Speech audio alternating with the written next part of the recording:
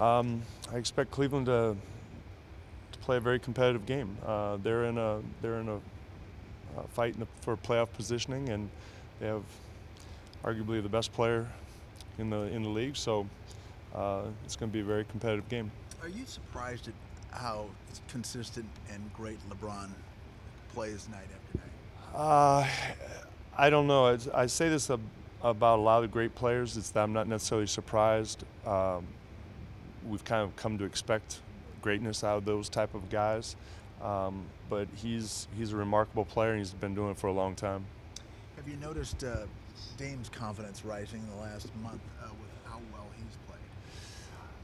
I don't know about his confidence. I think he's always been very confident, but I think he's playing with poise, certainly a will and determination that he's always had. But I think he's very in control of what he wants to do. With the Cavaliers, how are they different now since they made the moves at the deadline? They're a new team. I mean, seven of the guys that played against us aren't playing, and I mean those guys, Wade and Isaiah Thomas and Kevin Love and I forget the other guy who had a good game. Anyway, they combined for like 78 points. So it's a different team. It's very difficult when you add that many new players in the middle of season to adjust, particularly offensively, but also defensively. And so they're kind of doing it on the fly, which isn't easy to do. So are they different, like style-wise? I mean, what differences do you see from a basketball standpoint? I think right now they're probably relying on LeBron more, and through this transition phase. You know, when especially with Love being out, there's just you know, you see the triple-double last night. I think through this period, they're just relying on him a little bit more. And with LeBron, I mean, it's a team thing, right? Defensively against him, how do you try to, I know, not stop, but contain him, keep him in check? You know, like most of the great players, not only can he affect the game with the ball, but you know, he makes his teammates better. His assists, his rebounds, he integrates his teammates and gets them shots. So it's a double-edged sword with guys like that. With regards to Amina's recent shooting, how do you handle that as a staff? Are you guys watching extra film, or are you just giving him space? Just get a lot of reps. You know, we've had other players that have gone through lulls with their shooting. They've all been well documented, and they've all come out of it. Jerry, what's your biggest concern right now, would you say? Every game is a concern because of the quality of opponents that we're playing.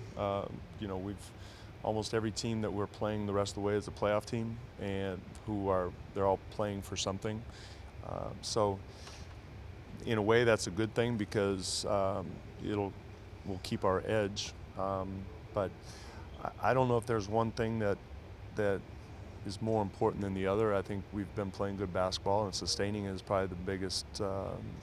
I don't know if concern is the right word, but it's our biggest desire is playing at a sustained high level. So many games are decided by one play, and your team now has been making the key play. Is it a chemistry thing? Is it just playing together, confidence? What do you think? Yes to all of the above. It's I think you rely on each other. You have confidence and trust that you'll make those plays at either end of the floor. String together some of those plays and do them in the fourth quarter when it's winning time.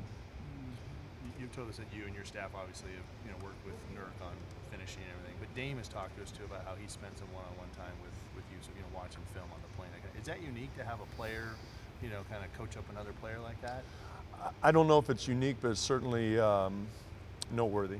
The fact that Damian, I think Damian does a great job of being a leader on this team, interacting with his teammates, and he does it from a good place, and I think it's really helpful. Do you remember seeing that though, like when you were in Dallas? I mean, were there players that would go and kind of coach up other players, or? I think most of the great players, whether it's Gary Payton or Dirk Nowitzki or Ray Allen, I think they would